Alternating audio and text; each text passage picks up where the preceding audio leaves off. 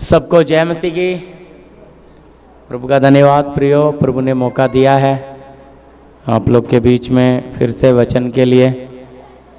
आज हम प्रभु के वचन में से सीखेंगे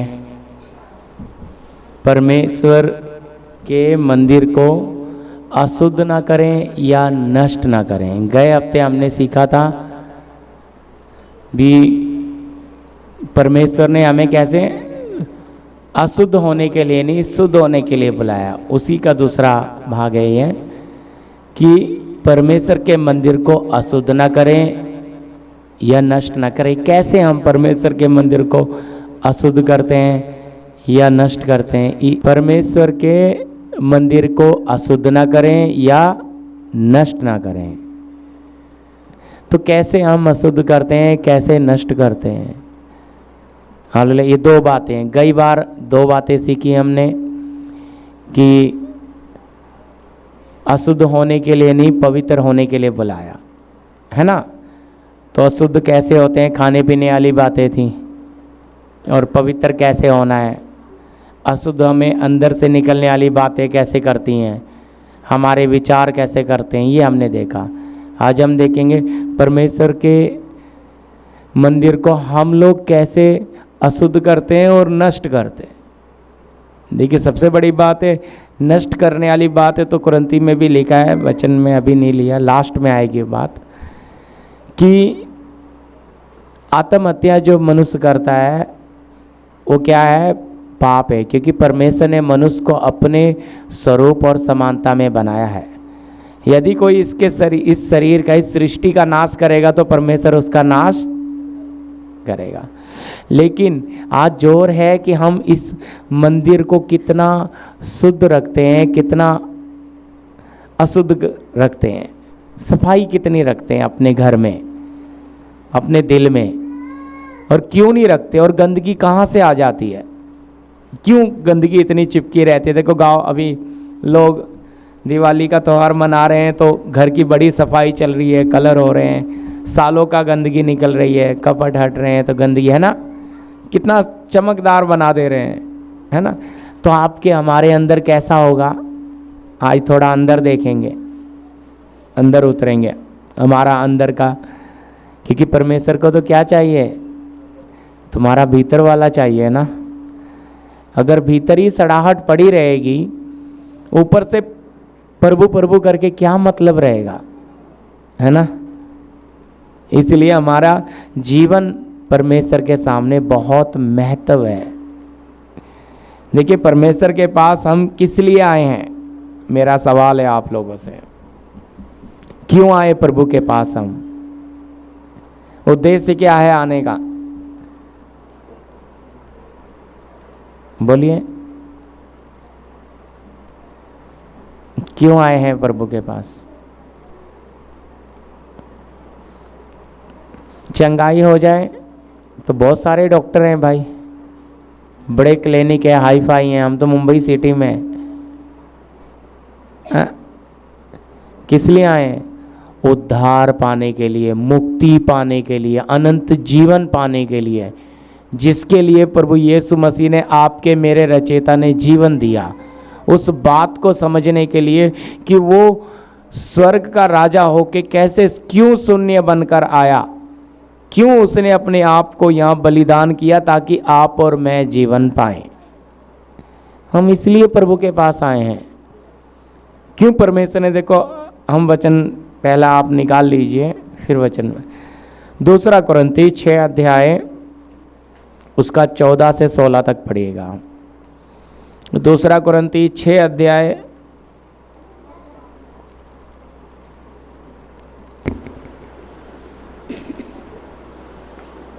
अविश्वासियों के साथ असमान जुए में न जुतो, क्योंकि धार्मिकता और अधर्म का क्या मेलजोल, या ज्योति और अंधकार की क्या संगति, और मसीह का बलियाल के साथ क्या लगाव, या विश्वासी के साथ अविश्वासी का क्या नाता, और मूर्तियों के साथ परमेश्वर के मंदिर का क्या संबंध।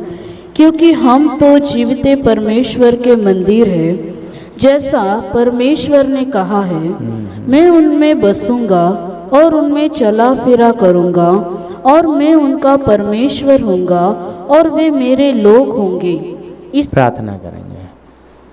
धन्यवाद स्वर्गीय पिता प्रभु यीशु मसीह, हम इस मौके के लिए प्रभु जी आपका धन्यवाद देते हैं, आपके इस जीवित वचन के लिए।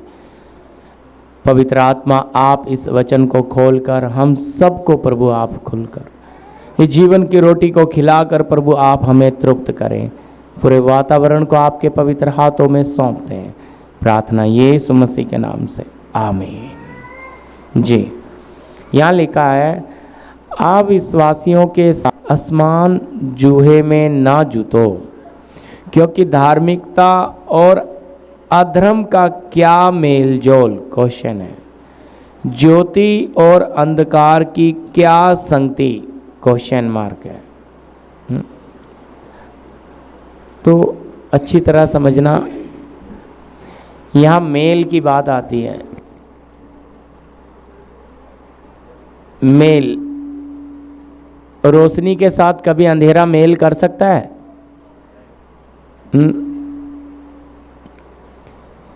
पर वचन कहता है, और देखो आगे 16 में तो बहुत बड़ी बात बोल दिया, और मूर्तियों के साथ परमेश्वर के मंदिर का क्या संबंध, क्योंकि हम जीवते परमेश्वर के मंदिर हैं। कौन है हम? जीवते परमेश्वर के मंदिर। तो पवित्र आत्मा जो बात लिख रहा है कि रोशनी का अंधकार से मेल नहीं है, अविश्वासी का विश्वासी से कोई नाता नहीं है, ये किस तौर पे बोलता है? बोलिए। विश्वासी का अविश्वासी से कोई नाता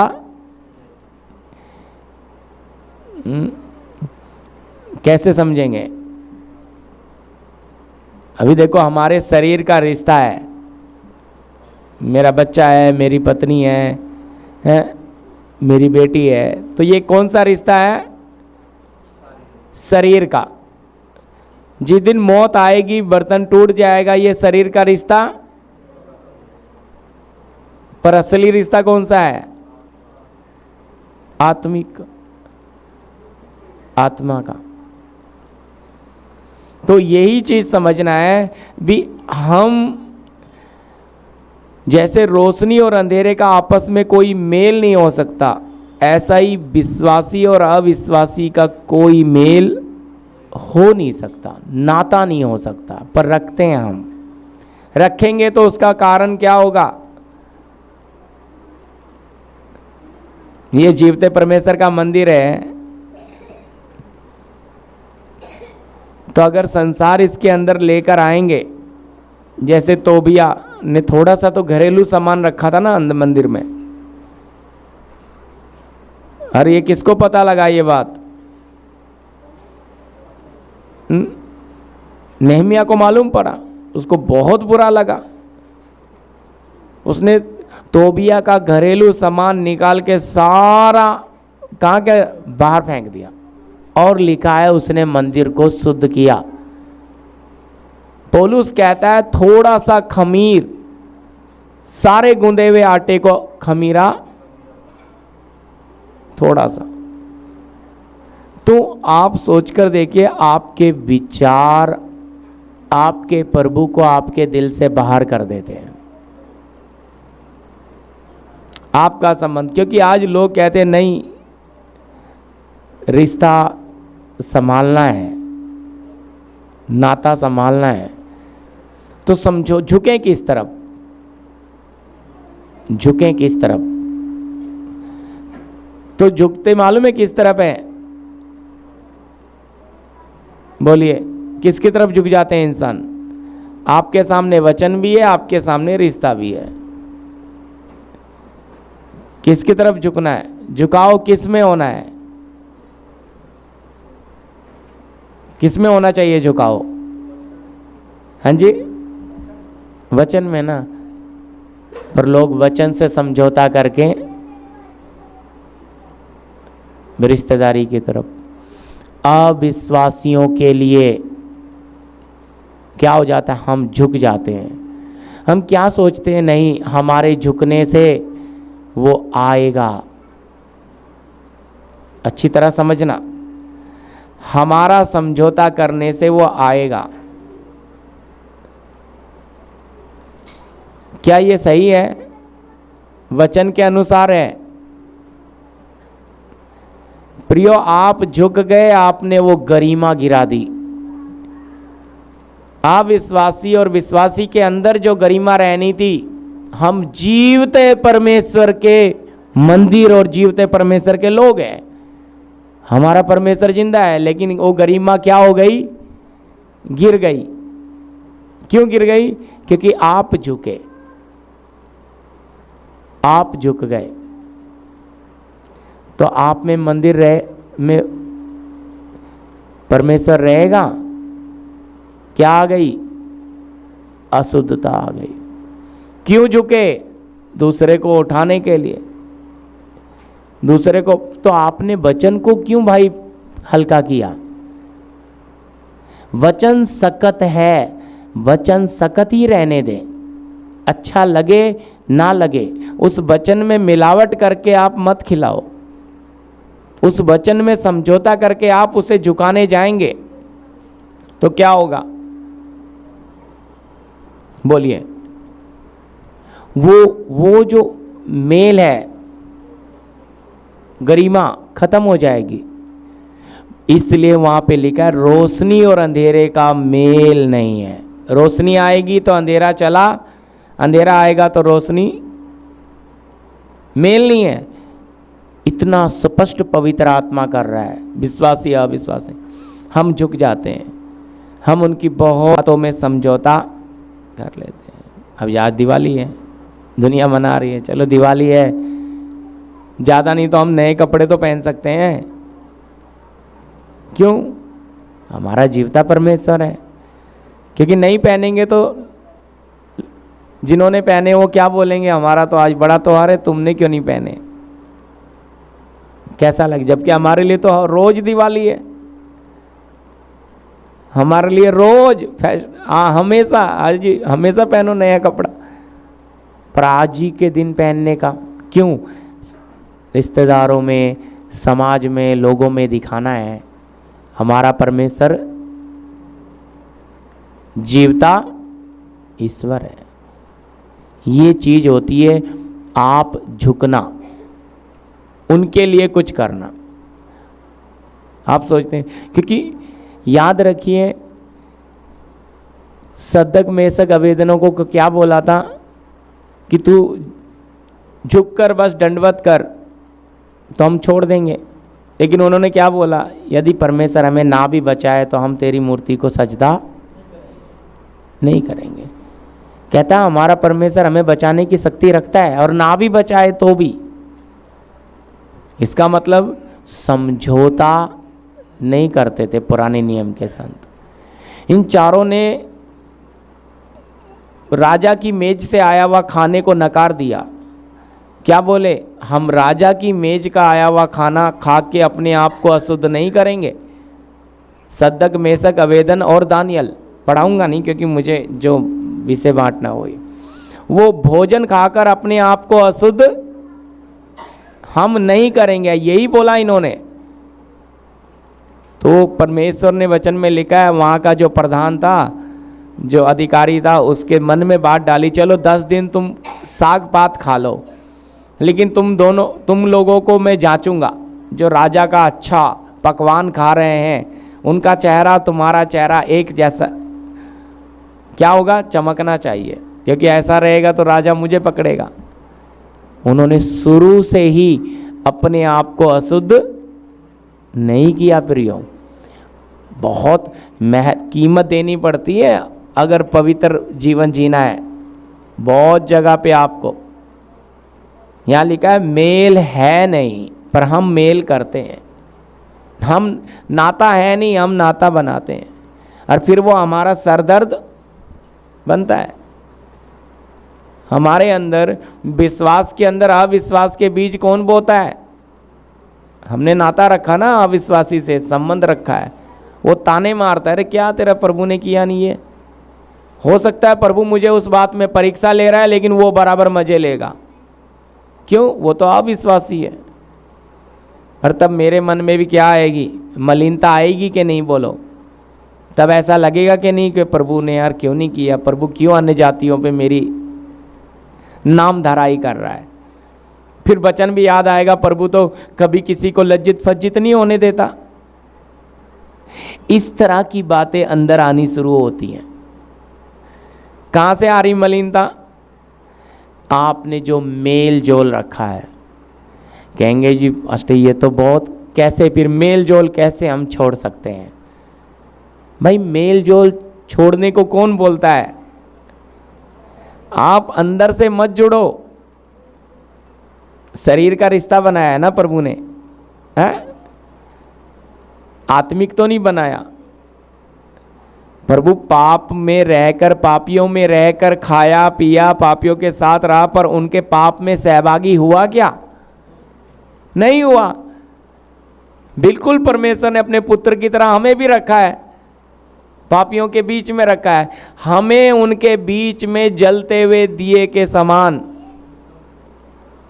कैसे रहना है, सोच कर देखो। उनके बीच में रहकर उनकी बातों में ना सहभागी होकर जीना है।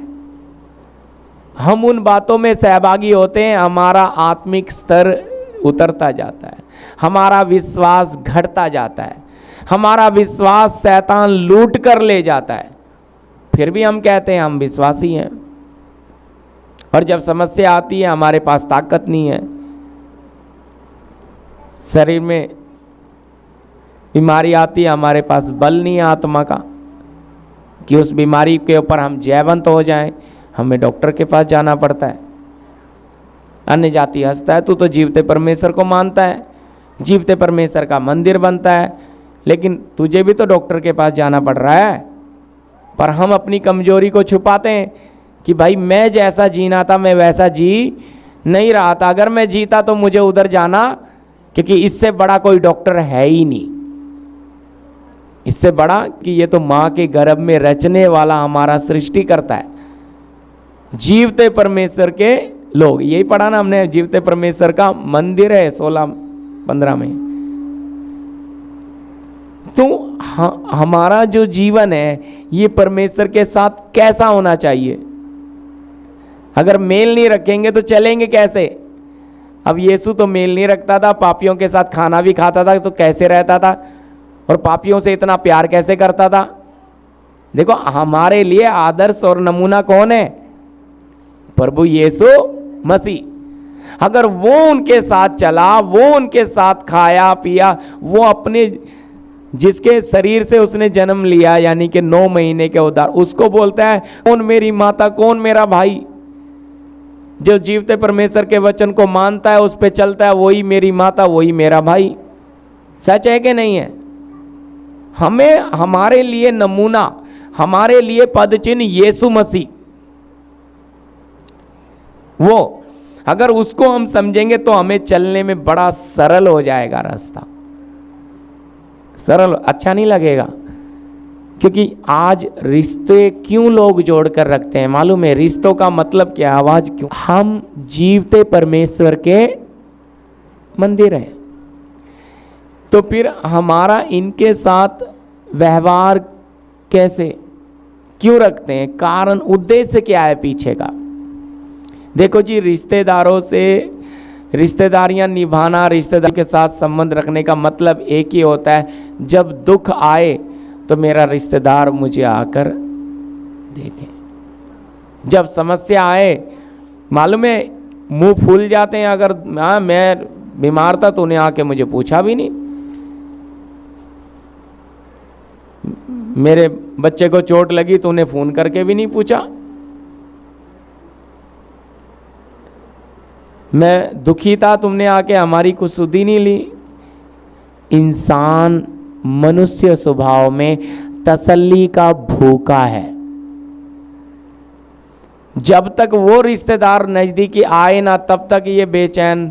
हाँ, उसको खबर भेज दी थी, हाँ खबर दे दी है, फोन किया था, आया नहीं, पता नहीं क्यों नहीं आया। मैं तो उसके लिए हॉस्पिटल में रहा था 3 दिन, मैं बीमार पड़ा हूँ, फोन भी नहीं किया, आया भी नहीं, इतना गुस्सा। और जब तक वो आ ना जाए तब तक अंदर शांति आएगी क्यों? उसकी क्या चाहिए? उस बात को क्या बोल सकते हैं? सहानुभूति बोलते हैं भी, मतलब हमें, हाँ, कि मतलब भी हमें वो आके जब बोलेगा आप कैसे हो, कैसे हो गया, तो बड़ा अच्छा लगेगा।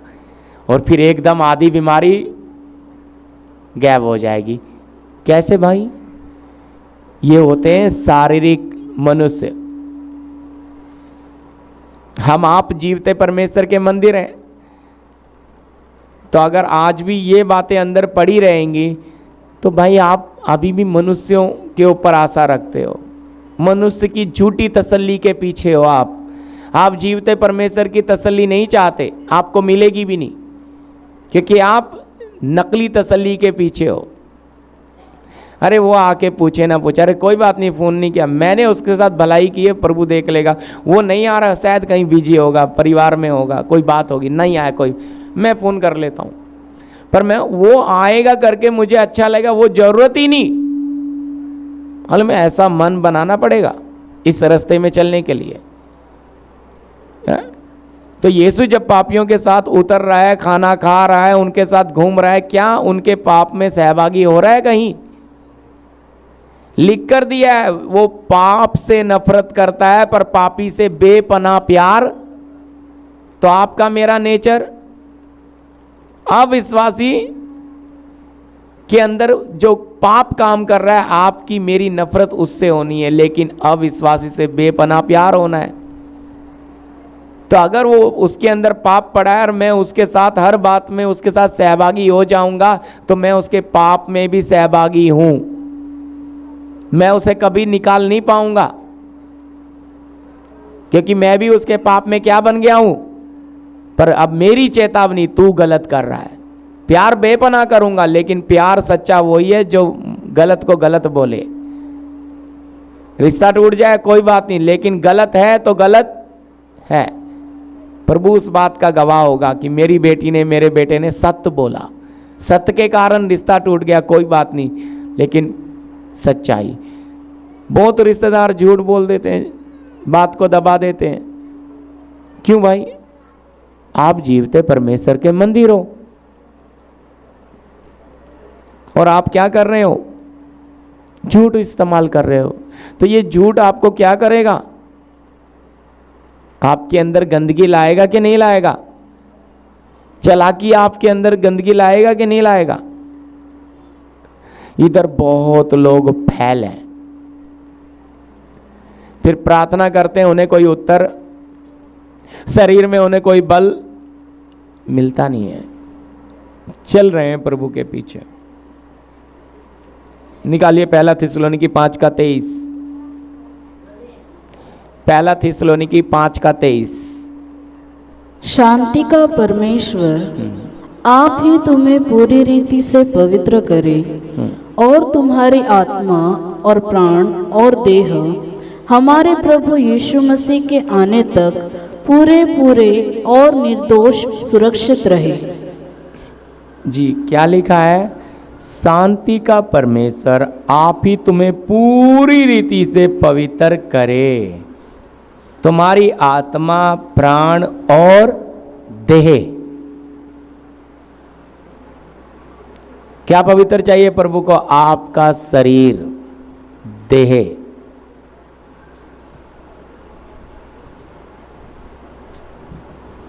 अब कहेंगे कि शरीर की क्या जरूरत है? शरीर थोड़े ही स्वर्ग जाएगा,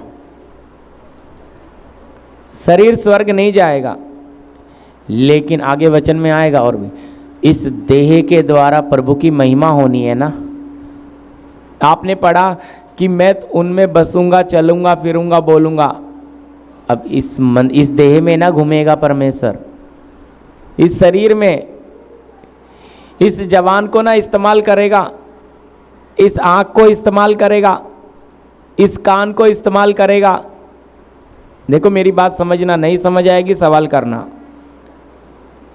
है ना। प्रभु का आत्मा हम में अगर वास करेगा तो जिस बर्तन को इस्तेमाल करेगा क्या वो बर्तन गंदा लेगा? यहां साफ लिखा है। क्या करेगा? तुम्हारी देह को भी पवित्र करेगा। इस देह को पवित्र करने में आता है हमारा चाल चलन, हमारा स्वभाव, हमारा नेचर। जो हमें इस चीज को कोई हाथ लगाए तो भाई ये मत बोलिए, बाकी चलेगा, ये नहीं चाहिए। फिर आप मंदिर नहीं बन सकते, आप जीवते परमेश्वर के मंदिर नहीं बन सकते, क्योंकि आपको इस मंदिर को पूरा पवित्र करना है तो आपको क्या करना पड़ेगा? आपको इस मंदिर को साफ करना है। परमेश्वर आके करेगा के? बोलिए। अभी आप परमेश्वर का मंदिर है, मंदिर को साफ रखने का जिम्मेवारी किसकी? मंदिर में जलन आ रही है, कौन हटाएगा? मंदिर में नफरत आ रही है, कौन साफ करेगा? मंदिर में लालच आ रहा है, कौन निकालेगा? है? देखो तोबिया ने तो रख लिया था घरेलू सामान, मंदिर में संसार आ रहा है, कौन निकालेगा? बोलो जी। वो गंदगी के कारण प्रभु नहीं ना अंदर आएगा, है? बोलो आएगा अंदर? है? ये एक पहलू है। एक दूसरा पहलू है, इस देह को बर्बाद करते हैं लोग, उसको हम बोलते हैं नशे के गुलाम। किस चीज के? नशे के गुलाम। ये शैतान की ऐसी युक्ति है। एक वचन और पढ़ लीजिए इसके साथ, पहला कुरिन्थी 6 अध्याय 19 और 20। पहला कुरिन्थी जी। क्या तुम नहीं जानते कि तुम्हारी देह पवित्र आत्मा का मंदिर है? जी, क्या तुम नहीं जानते कि तुम्हारी देह पवित्र आत्मा का मंदिर है, जो तुम में बसा हुआ है, जो तुम में बसा हुआ है, और तुम्हें परमेश्वर की ओर से मिला है, और ये परमेश्वर की ओर से मिला है, और तुम अपने नहीं हो, तुम अपने नहीं हो, क्योंकि दाम देकर मोल लिए गए हो, दाम देकर मोल खरीदे गए हो। इसीलिए अपने देह के द्वारा परमेश्वर की महिमा करो। हालेलुया। क्या करना है जी? अपनी देह के द्वारा। देह आ रही ना यहाँ पे भी। अब देह से कैसे परमेश्वर की महिमा होगी? बोलिए।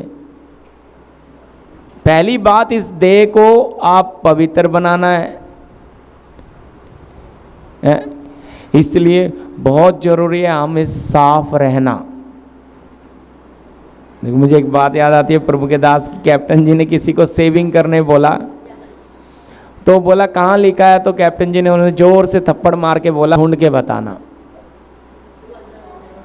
हम कैसे भी सर्वशक्तिमान की कलीसिया में आप आ रहे हैं प्रार्थना के लिए, भाई अच्छे से अच्छा कपड़ा, अच्छे से अच्छा आप जितना हो सके, पुराना कपड़ा उसको धो के आप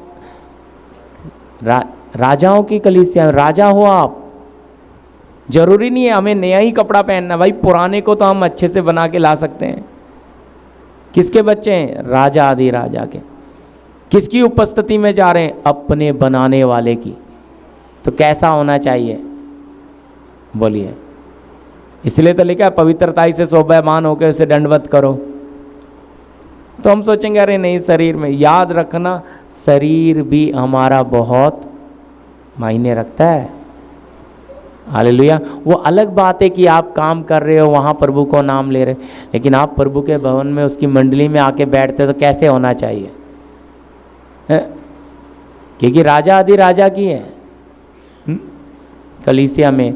उस परमेश्वर की कलीसिया में जब आप आ रहे हैं तो आपका व्यवहार कैसा होना चाहिए? याद रखिएगा, ये बातें परमेश्वर देखता है। इसलिए यहाँ लिखा है अपनी देह के द्वारा परमेश्वर की महिमा करो।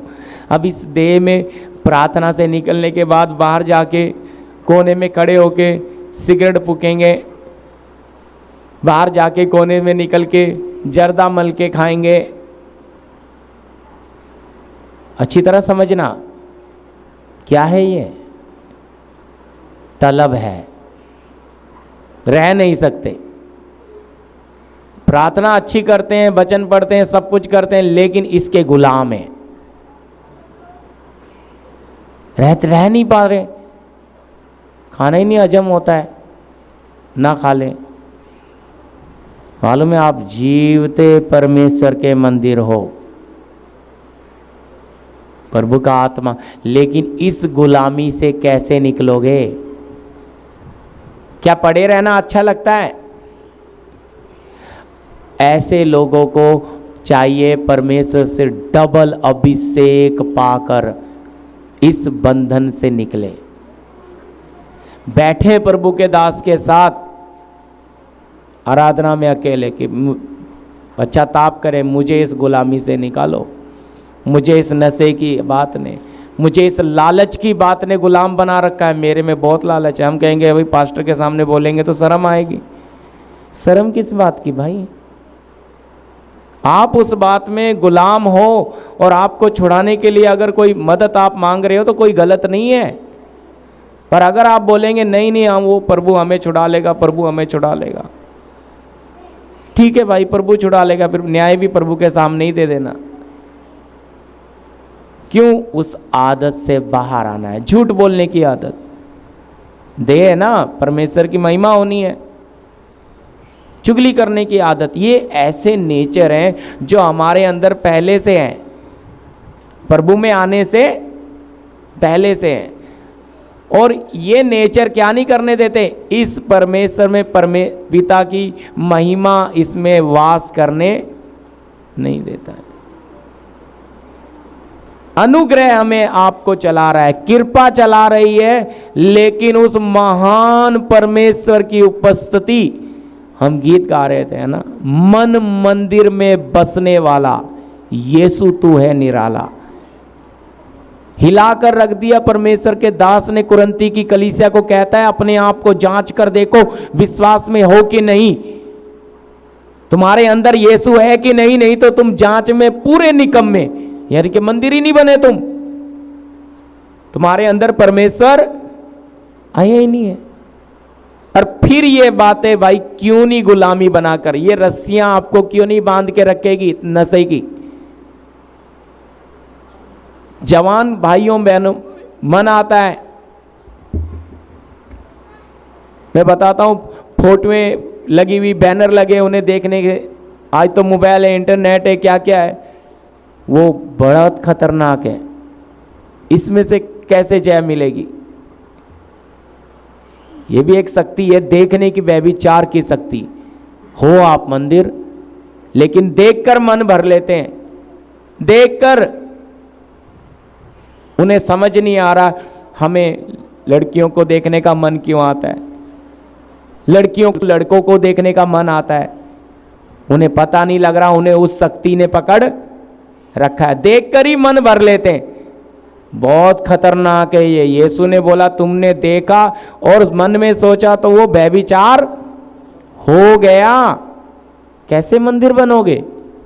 अंदर तो व्यभिचार चल रहा है, अंदर तो पाप चल रहा है। कहते हैं जी जीवते परमेश्वर के मंदिर हैं, तो ये मंदिर क्या है? हो, मेरी बात का सवाल करना नहीं समझ आएगा। अशुद्ध हो रहा है कि नहीं हो रहा है बोलिए? और आप प्रार्थना कर रहे हो, आप प्रभु की संगति में सब कुछ कर रहे हो, दान दे रहे हो, लेकिन आशीष नाम की कोई चीज नहीं है। बरकत जैसे 5 रोटी और 2 मछली में पिता ने स्वर्ग से दी, आपके जीवनों में वो बरकत जो स्वर्ग देता है वो आशीष नहीं है। आप अपनी ताकत से डबल डबल काम करके पैसा जोड़ के कर रहे हो, वो कैसी? थोड़े से थोड़े में जो आशीष होती है उसको बोलते हैं बरकत। मतलब इतना थोड़ा था और इतने जन ने खा लिया, अरे इतनी कम कमाई और इतना अच्छा गुजारा चल रहा है, खुशी होती है कि नहीं अंदर? बोलो हैं? बाल गोविंद जी पानी पी लीजिए, उनको पानी पिला दें। हाँ पानी पी लीजिए। हालेलुया। अच्छी तरह समझना। बोलिए अगर आप 5,000 कमाते हो, 10,000 कमाते हो, उसमें आपको कभी किसी से कोई मांगने की जरूरत नहीं, बचता है, तो कितनी खुशी होगी? बोलो है? होगी कि नहीं हर्ष? लेकिन वो हमेशा कमी है। 20 भी कमाते हो कम है, 50 भी कमाते हो कम है भाई, वो क्यों नहीं वो कभी उसमें आशीष आने वाली नहीं है। क्योंकि आशीष का कर्ता, बरकत देने वाला, जो आपके अंदर रहना था वो बाहर है। जो सच में बरकत देना था, जो आपके अन्न जल पर, आपके शरीर में, आपके जीवनों में, उसको आपने बाहर बिठा रखा है। उसको बाहर बिठा के आप कभी खुश नहीं रह सकते।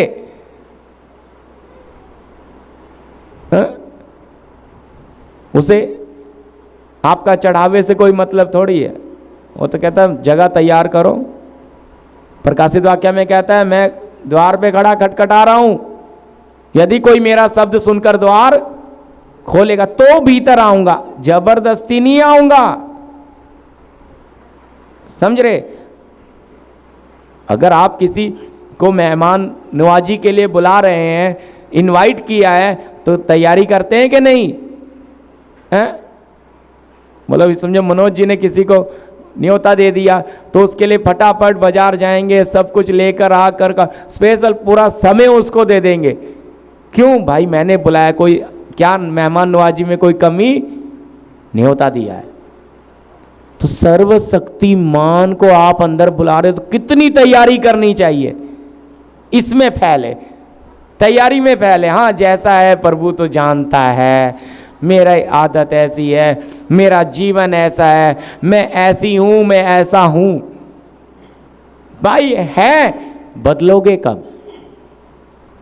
उस बात के लिए आप समर्पण करके प्रभु के वेदी में रखकर, प्रभु इस आदत को मेरे अंदर से निकाल दो, मैं इसमें से निकलना चाहता हूं, मैं इसमें से निकलना चाहती हूं। ये मन आप में आना है। पवित्र आत्मा तत्पर है, तैयार है, लेकिन आप उसे काम करने के लिए देते नहीं है, देते नहीं है। और जब तक आप देंगे नहीं तब तक वो कंट्रोल उस काम को करेगा, इंतजार करेगा कब मेरी बेटी और बेटा। अब क्यों लिखा है द्वार पे खड़ा खटखटा रहा है प्रकाशित वाक्य में? प्रभु तू ही तो है बनाने वाला, आ जाना अंदर। नहीं भाई, खटखटाने का भी अर्थ है, खोल कर देने का मतलब है तैयारी भी तो करेगा मेरे लिए, मेरे लिए जगह भी तो बनाएगा अंदर, मुझे जो अच्छा लगता है वो अंदर लाएगा तब। तो प्रभु आना चाहता है, प्रभु आप में चलना फिरना बोलना चाहता है, लेकिन आपने क्या अपनी जवान को समर्पित किया? आपने अपनी आंखों के साथ वाचा बांधी। बोलता है ना अय्यूब, मैंने मेरी आंखों से वाचा बांधी है, मैं कैसे किसी स्त्री को क्रूर दृष्टि से देखूं। मैंने अपने कानों को, कानाफूसी बहुत खतरनाक है, चुगलीखोरी। आपका जीवन, मैं आपको बता रहा हूं, इन बातों के कारण ये मंदिर पूरा अशुद्ध हो जाता है। इसमें जीवते परमेश्वर की महिमा वास करती नहीं है जी। अनुग्रह आपको चला रहा है। मैं फिर कहता हूं कृपा आपको चला रही है, क्योंकि कृपा तो जैसे पाप ने मृत्यु फैलाते हुए राज्य किया, अब पिता ने अनुग्रह उससे भी ज्यादा दिया है। कृपा में आप चलते रहो, लेकिन न्याय सिंहासन के सामने खड़े हो जाओगे तो फिर क्या होगा आपका? कृपा में चलते चलते बदलना है कि नहीं? बोलिए। कृपा में चलते चलते उन बातों को निकालने का मौका, ताकि भाई जो बातें मेरे परमेश्वर को पसंद नहीं है वो मैं अपने दिल में, अपने मन में, अपने हृदय में रहने नहीं दूंगा, रहने नहीं दूंगी। ये मन किसके अंदर आना है? आपके अंदर, कि ये जीवते परमेश्वर का मंदिर है। मैं इस बात का गुलाम नहीं रहूंगा ताकि शैतान का मेरे ऊपर कोई रस्सी रहे, शैतान का कोई मेरे ऊपर अधिकार रहे। ये नशे का मैं गुलाम होने नहीं दूंगा। क्या है नशा? क्या है तलब? मालूम है, बेचैन हो जाता है इंसान।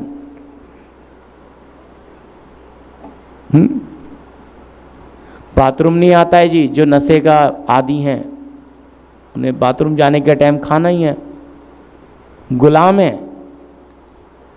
बाकी टाइम रह लेंगे, लेकिन क्यों नहीं निकलना चाहते इसमें से? क्या परमेश्वर निकालने में असामर्थ्य है?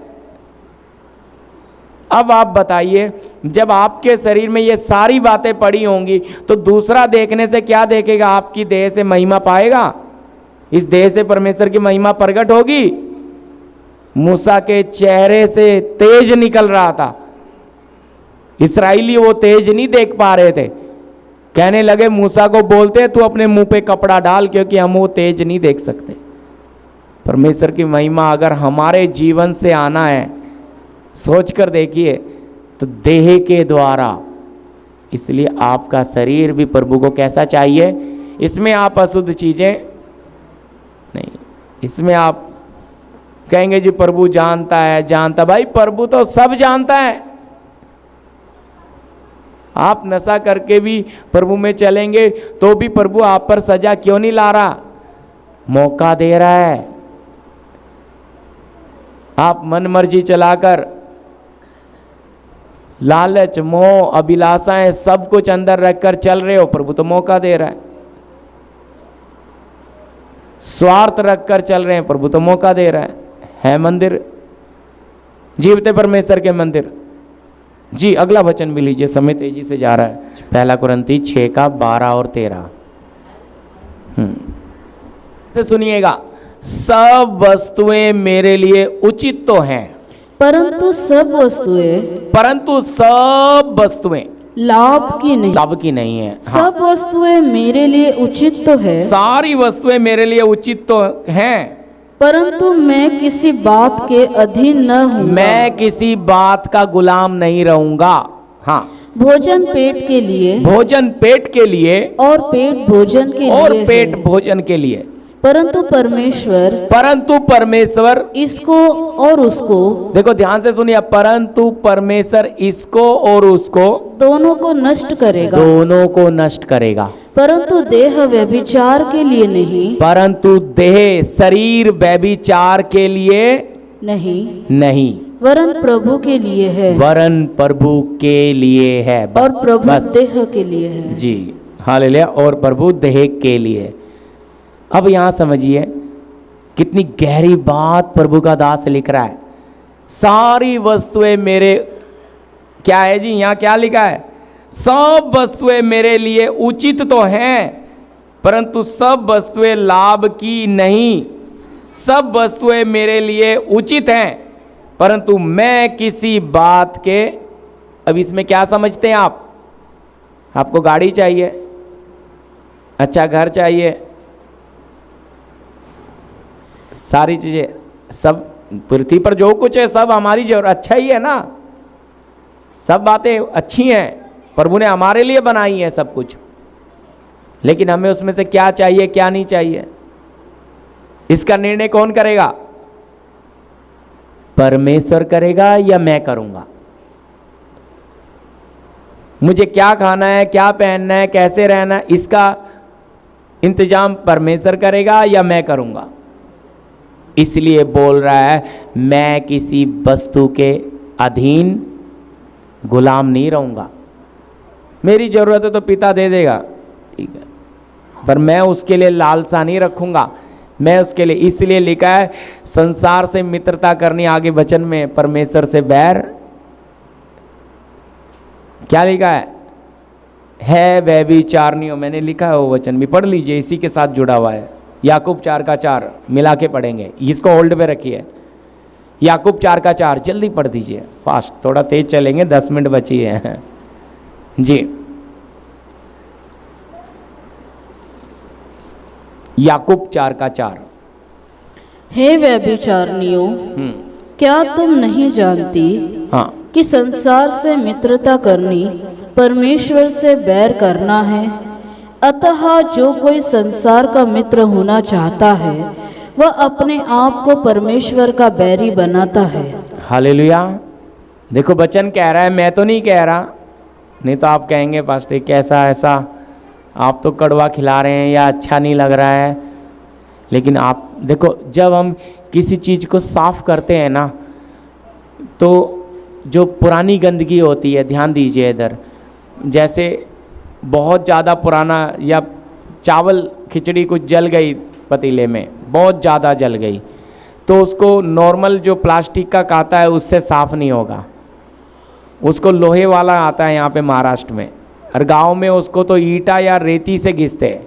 सच है, तो इसी तरह आप ये थोड़ा सा ज़्यादा कड़क चीज़ से साफ कर रहे हैं, लेकिन अच्छा नहीं लगेगा। लेकिन आपको अंदर से ये, क्योंकि ज़्यादा जमा हुआ है अंदर से साफ करना है। पोलूस कहता है सब कुछ अच्छा है। भाई अच्छी बात है, गाड़ी भी अच्छी बात है, बाइक भी अच्छा है, ऑटो रिक्शा भी अच्छा है, बस का सफ़र भी अच्छा है, पैदल वाला भी अच्छा है। हाँ सब अच्छा है, लेकिन मैं किसी के गुलाम या अधीन रहेगा क्या? क्यों? आगे जवाब दे रहा है, अगर इनके गुलाम बनोगे, इनके अधीन जाओगे, तो क्या बोलता है? व्यभिचारी। अब बोलेंगे ये कैसा शब्द है भाई? ये शरीर वाला नहीं है जी, ये वस्तुओं वाला है, चीजों वाला व्यभिचार। अब जब चीजों से आप व्यभिचार करोगे तो क्या जीवते परमेश्वर के मंदिर बनोगे? क्या परमेश्वर का आत्मा आप में वास करेगा? जरूरत आपकी है, आप बिल्कुल मेहनत करें, जरूरत है मेहनत करें, अपने समय पे वो चीज आपको मिल जाएगी, लेकिन उसका अभिलाषा आने नहीं देना। अभिलाषा क्या करेगी? आपके अंदर प्रभु को, आपकी देह से परमेश्वर की महिमा होने, इसको बोलते हैं पाप की अभिलाषा होती है। यानी कि संसार के साथ भी आप व्यभिचार कर सकते हैं। इसलिए 13 में बोल रहा है, भोजन पेट के लिए और पेट भोजन के लिए है, परंतु परमेश्वर इसको और उसको दोनों को नष्ट करेगा। है? आप बताइए, मुझे जवाब दीजिए, खाने के लिए जीते हो कि जीने के लिए खाते हो?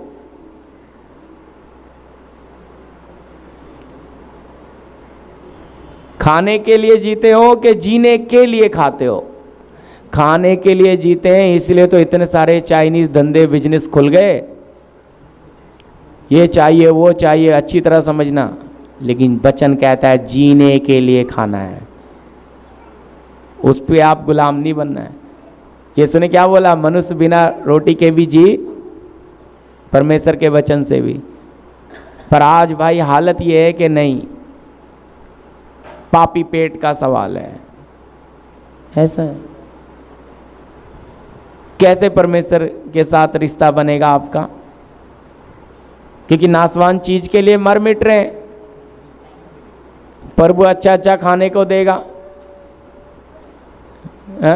उपास प्रार्थना रख दो और चिकन बिरयानी का ऑर्डर दे दो, सबको बता दो जी 50 की जगह 100 आ जाएंगे। क्यों भाई? आज तो दावत है, चलो, बुरा नहीं मानना। वो जीवता है परमेश्वर का, वहां हमें कौन सा, इसलिए हम स्पेशल खाना नहीं बनाते एकदम, बस भाई पेट भरने के लिए देते हैं। कोई स्वाद के लिए, अच्छा लगे ना लगे, भाई पेट के लिए दिया आपको, स्वाद के लिए हम देते क्यों? फिर लोग उस खाने के लिए आएंगे, उस परमेश्वर के लिए आएंगे नहीं, नहीं आएंगे। ये चाहिए आज, जबकि आना तो इसलिए परमेश्वर के लिए। इसलिए फिर आगे लिखा क्या? दोनों को नष्ट करेगा, परंतु देह व्यभिचार के लिए नहीं, परंतु प्रभु के लिए है, और प्रभु देह के लिए है। अब आप जवाब दो। देह व्यभिचार का मतलब संसार के साथ व्यभिचार करने के लिए नहीं है, ये देह प्रभु के लिए है और प्रभु देह के लिए है। तो इस देह से प्रभु की महिमा होनी चाहिए कि नहीं? इसलिए हमारा पहनना, ओढ़ना, खाना, पीना, रहना, उठना, हम जीवते परमेश्वर के लोग हैं, कैसे होने चाहिए। इसलिए वचन को सीखना है। हमारे जीवन से जीवित परमेश्वर की महिमा होनी है, हमारी देह के द्वारा महिमा होनी है, हमारी जवान से, हमारी आंखों से, हमारे कान से, हमारे हाथों से, हमारे चलने से, उठने से, बैठने से परमेश्वर की महिमा। यह आसान नहीं है। आपको अपना जीवन उतना प्रभु के हाथ में देना पड़ेगा, तब देखो परमेश्वर आपके अंगों को लेकर इन्हें कैसा अद्भुत तरीके से इस्तेमाल करता है, आपकी जवान को, आपकी आंखों को। लेकिन हम इसे संसार को भी दे सकते हो, इसलिए तो रोमी में लिखता है पौलुस, अपने अंगों को पाप को मत सौंपो, पर पाप में से पाप के लिए मरकर परमेश्वर के लिए जी उठा हुआ समझकर धर्म के हथियार बनाकर सौंपो। तो धर्म के हथियार बनाकर आप और मैं देंगे या प्रभु आकर बनाएगा? बोलिए, मुझे बनाना पड़ेगा। अच्छा नहीं लगेगा, कहेंगे जी प्रभु ने, भाई ये तो प्रभु बड़ा कड़वा खिलाता है, लेकिन ये सच है। वचन साफ कहता है, जवान अपनी चाल चलन को किस उपाय से अच्छा रखे? परमेश्वर के वचन से। यीशु साफ कहता है, मेरा भोजन क्या है? मेरे भेजने वाले की इच्छा को पूरा करना और उस पर चलना। तो आपका मेरा भोजन क्या होना चाहिए? ये वचन ही तो होना चाहिए। ये वचन ही हमें बनाएगा, ये वचन ही हमारे जीवन में काम करने आए, ये वचन ही परमेश्वर है।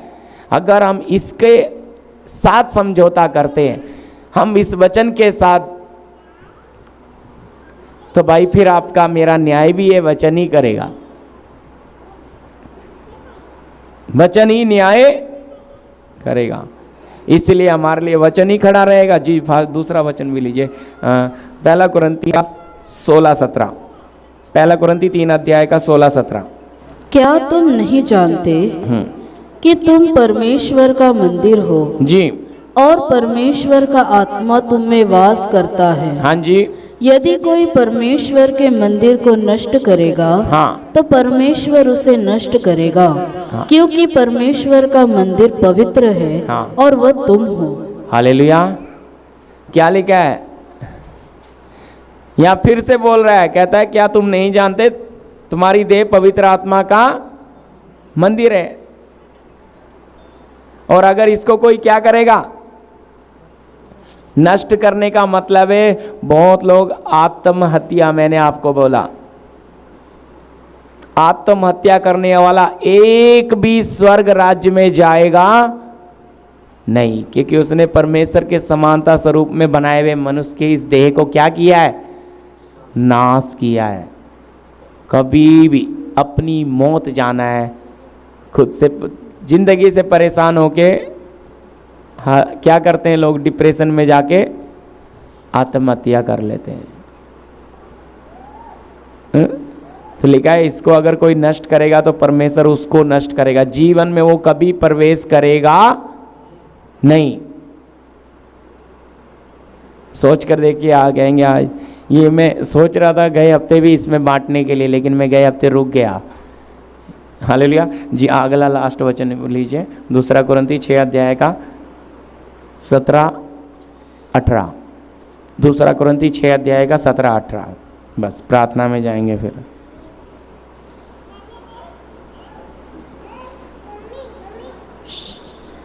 जी, इसलिए प्रभु कहता है, इसलिए प्रभु कहता है, उनके बीच में से निकलो, उनके बीच में से निकलो और अलग रहो, और अलग रहो, और अशुद्ध वस्तुओं को मत छू, हाँ, तो मैं तुम्हें ग्रहण करूंगा। बस रुक जाइए थोड़ा सा यहाँ। अब ये अलग वाली बात समझना है। प्रभु का मन क्या है? प्रभु कहता है इनके बीच में से निकलो और अलग रहो, और अशुद्ध वस्तुओं को मत छुओ, तो मैं तुम्हें ग्रहण। देखो, पुराने नियम का कानून ऐसा था कि अगर कोई लोथ है, मरी हुई शरीर को छू लिया तो आप क्या हो जाएंगे? अशुद्ध हो जाएंगे। ऐसा कानून था।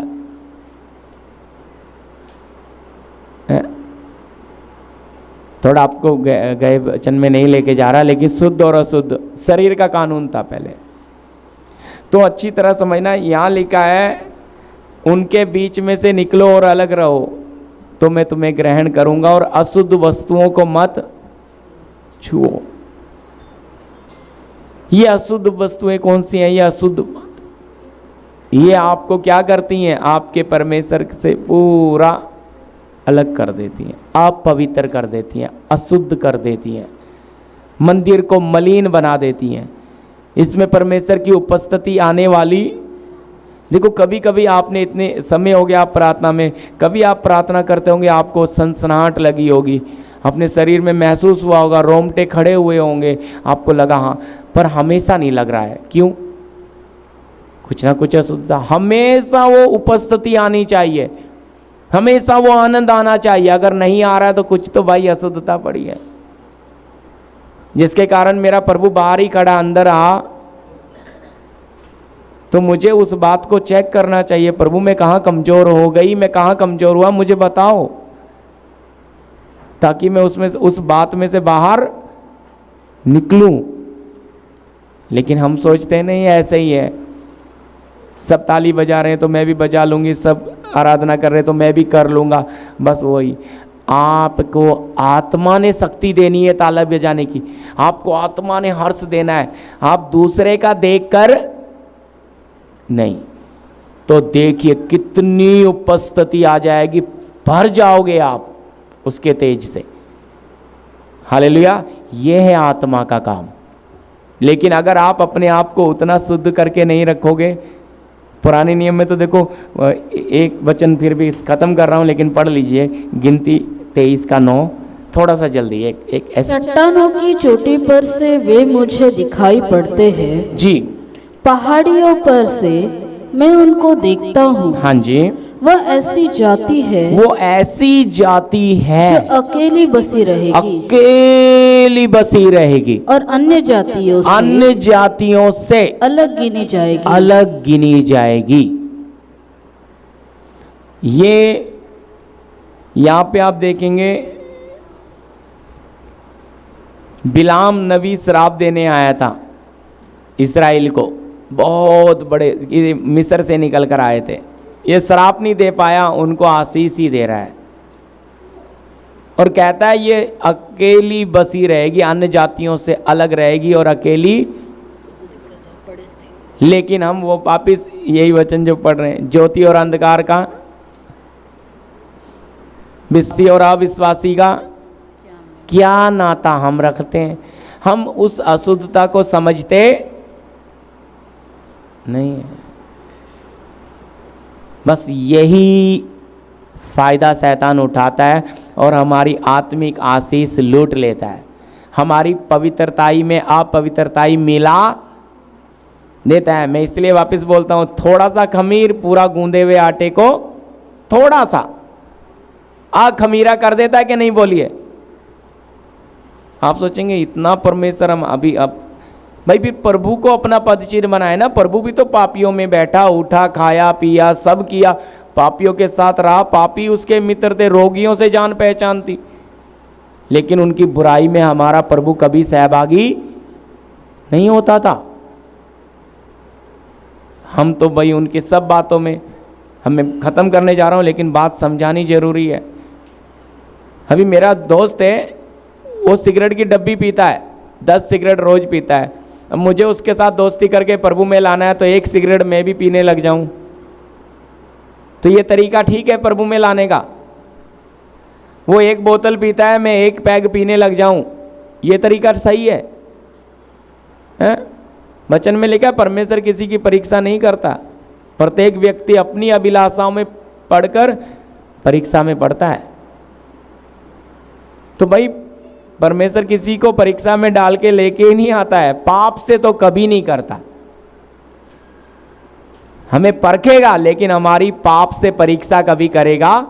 किसी को लाने के लिए उसके पाप में, उसकी गलती में सहभागी नहीं होना, नहीं होना, यह परमेश्वर चाहता है। इसलिए कहता है अशुद्ध वस्तुओं को मत छुओ। आगे 17 पढ़ दिया, 18। तो मैं तुम्हें ग्रहण करूंगा, तो मैं तुम्हें ग्रहण करूंगा, और मैं तुम्हारा पिता होऊंगा, और मैं तुम्हारा पिता होऊंगा, और तुम मेरे बेटे और बेटियां हालेलुया, तुम मेरे बेटे और बेटियां होंगे। यह सर्वशक्तिमान परमेश्वर का वचन है प्रियो। साफ परमेश्वर का वचन कह रहा है, यह सर्वशक्तिमान परमेश्वर का। हम पढ़ रहे हैं 2 कुरिन्थी 6 अध्याय का 17-18। हाँ 18 पढ़ा। किसका? अब प्रभु हमें आपको और मुझे परमेश्वर के बेटे बेटियां बनना है। सर्वशक्तिमान को हम पिता कहते हैं। पहचान क्या है? हम उसका मंदिर हैं और मंदिर की तरह रहना है।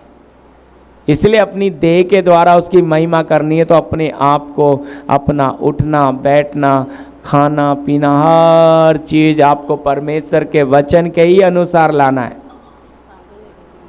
हालेलुया। अपनी मन मर्जी से आप चलोगे तो शैतान तो यही चाहता है कि भाई प्रदीप अपनी मर्जी से जिए, लेकिन परमेश्वर ऐसा नहीं चाहता। परमेश्वर चाहता है मेरे बच्चे, मेरे बेटे बेटियां मेरी मर्जी में चले। हालेलुया। उसकी मर्जी में हम जब आएंगे तब देखो सब कुछ हमारे लिए भलाई ही उत्पन्न। लेकिन अगर हम उसकी मर्जी में नहीं आएंगे, अपनी मन मर्जी में चलेंगे तो भाई ठीक है, चलते रहो।